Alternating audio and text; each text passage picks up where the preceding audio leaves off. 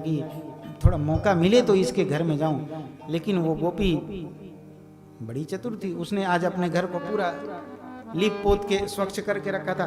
गोपी बोली, कन्हैया तुम अंदर आमद जाना, आज मेरे घर में सत्यनारायण की पूजा है। मथुरा वाले पंडित जी आ रहे हैं पूजा कराने।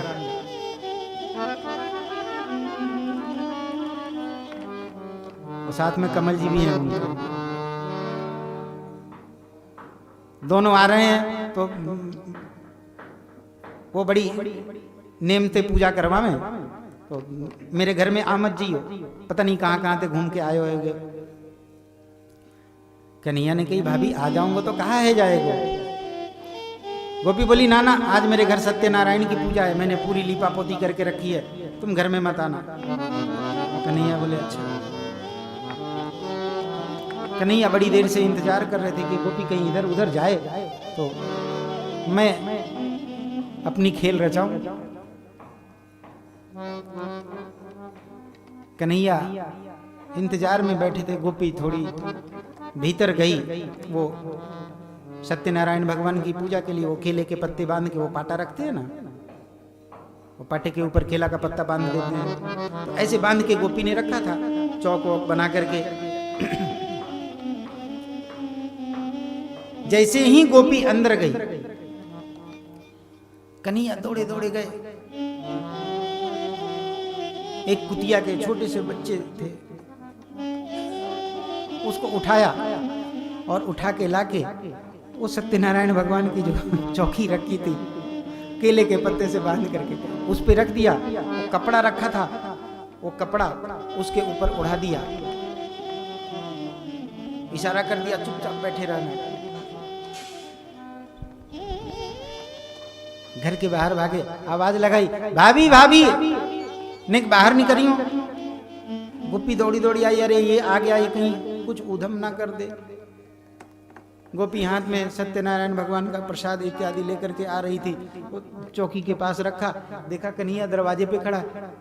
क्यों, क्या बात हुई? अरे भैया, अरे भाभी तुमने पूजा कर ली का? अरे नहीं, अभी पूजा कहाँ किया, अभी तो मैं सब सामान ही इकट्ठा कर रही हूँ। कन्हैया बोले, भाभी तुमने पूजा अभी नहीं करी, लेकिन तुम्हारे सत्यनारायण भगवान तो प्रकट हो गए। कहाँ प्रकट हो गए? बोले जाके देखो तो सही, सत्यनारायण भगवान तुम्हारी पूजा की चौकी पे प्रकट हो गए हैं। गोपी सोची क्या बोल रहा है ये। देखा तो गोपी को कुछ लगा हलचल सा, हाँ है तो क्या, सत्यनारायण भगवान की चौकी पे क्या आ गया। गोपी गई, जाकर के वो कपड़ा हटाया।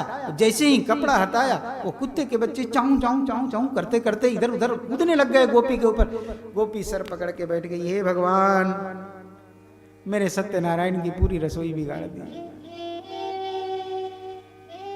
द्रव्यालाभे सगृहकृतो याति पत्रोष्यतो काल। जिस घर में कन्हैया जाते और वहां अगर माखन नहीं मिलता तो वहां जाकर कुछ न कुछ उधम मचा दिया करते। द्रव्यालाभे गृह कुपितो, कुपित होकर वहां कुछ न कुछ उत्पात मचा जाते।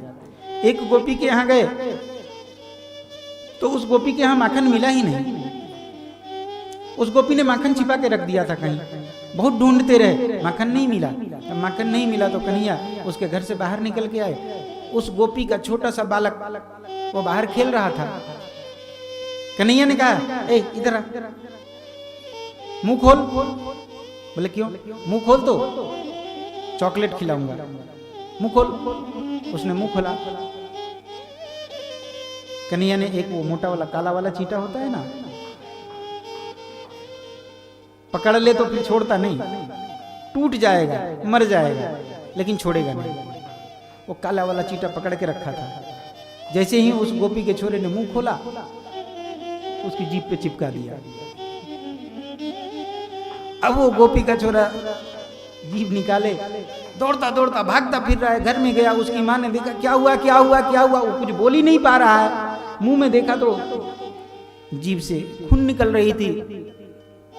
देखा जीभ पे वो मकोड़ा चिपका हुआ था, खींच के उसको निकाला, बहुत मुश्किल से उसको बाहर किया।